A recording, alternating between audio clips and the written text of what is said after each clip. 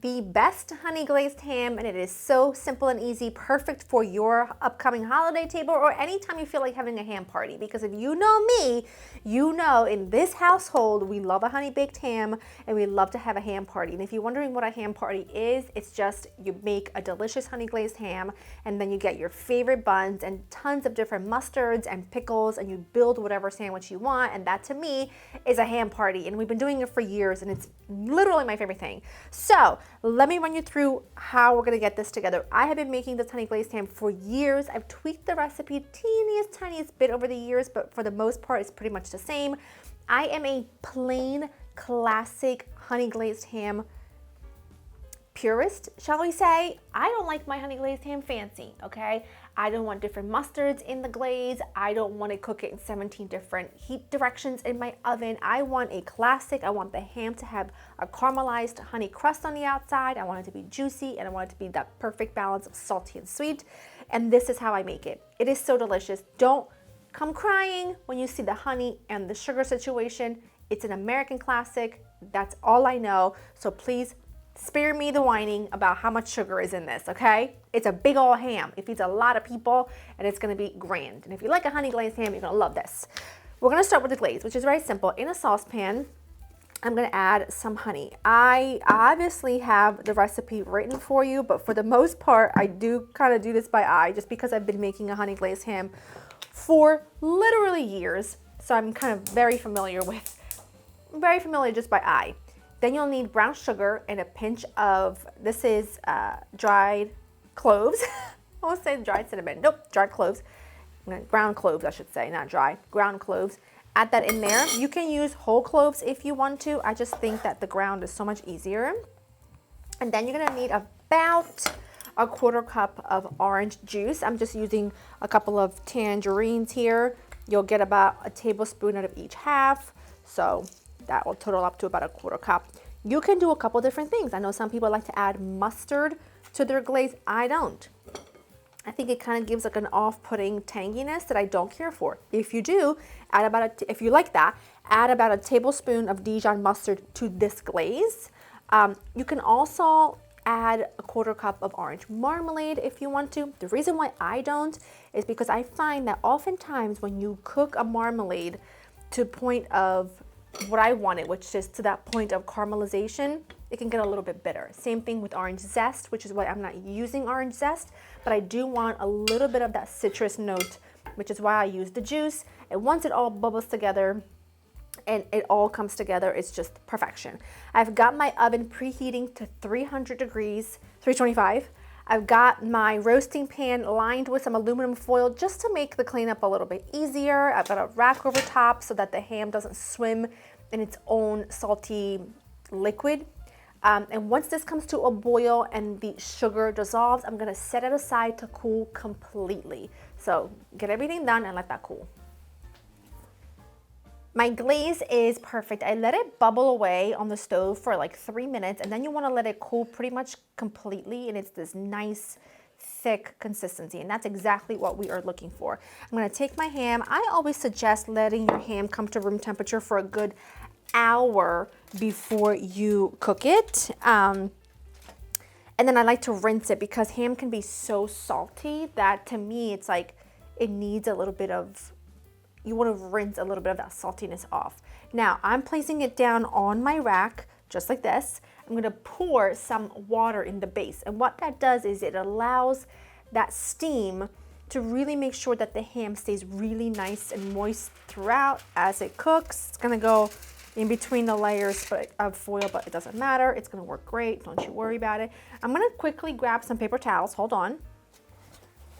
Patting it dry. I'm actually going to turn it onto the side really quick because I need to work on this section right here. Okay, I'm going to take some of this glaze. You're only going to use about half of this right now. I'm just trying to turn this in a way so that it makes sense to both of us. It's easy for me and you can see. I'm going to take about half of this glaze and I'm going to just take my time, and I like to literally open up because I like to use a spiral ham. If you're not using a spiral ham, what I want you to do is I want you to take a ham and I want you to crisscross it on the top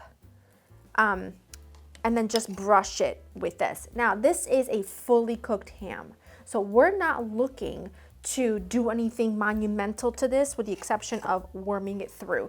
Now, like I said, this is an American classic. I know if you go into Europe, you might not be able to find this exact ham, so you might have to get like a raw gammon, I don't know what it's really called, if I'm being honest, and just boil it, cook it first, and then pop it into the oven to caramelize it. So whichever route you go, it's gonna be fantastic. This is just my favorite way to make ham, and I just take my finger. You can use a pastry brush. I just think it's easy to do with your hands, especially because the glaze has cooled, and you see that thick consistency allows it not to escape.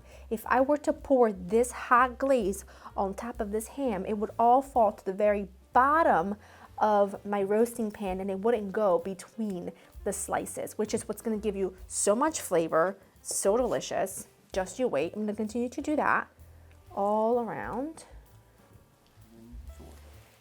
Now, like I said, we are only going to use half the glaze, and this is the top of your ham, so this is the part I'm really worried about, and the sides. Now I'm going to take it and I'm going to turn it this way, and I'm going to cover it tightly. I got honey on my hands. I'm going to cover it tightly with some foil. And I'm gonna pop this into my oven. Now, my oven is preheated. Loud. Very loud.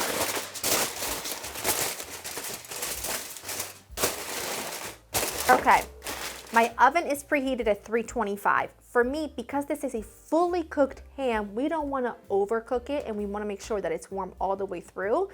The general rule of thumb, 325, 12 minutes a pound. So this is a 10-ish pound ham, so it's gonna need roughly 2 hours in the oven.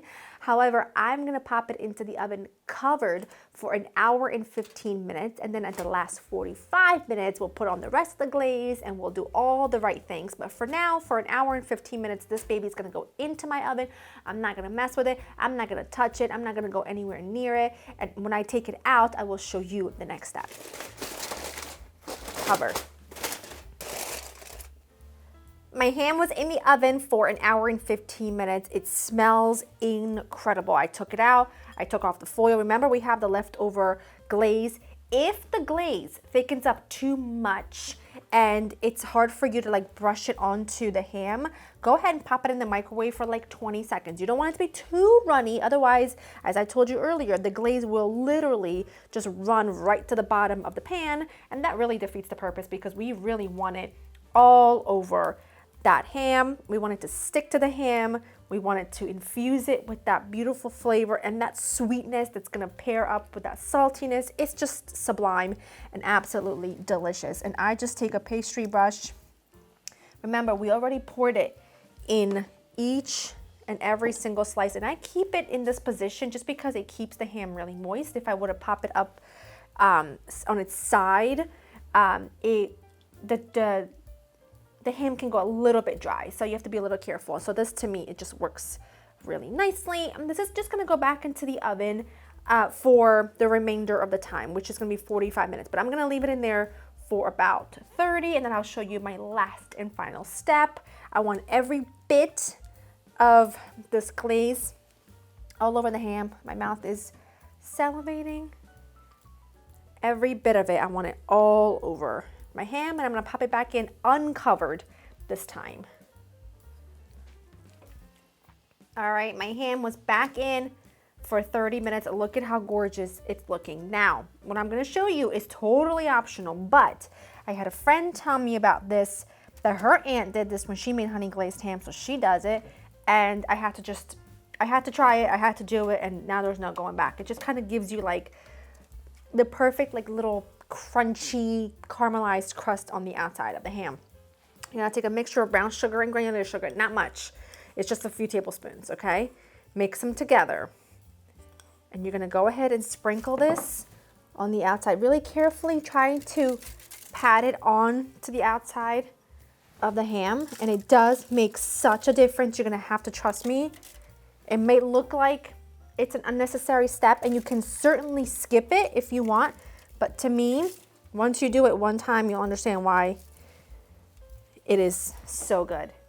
And now I'm just gonna pop this back into the oven. I just increased my temperature a teeny tiny bit. I promise it's not complicated at all.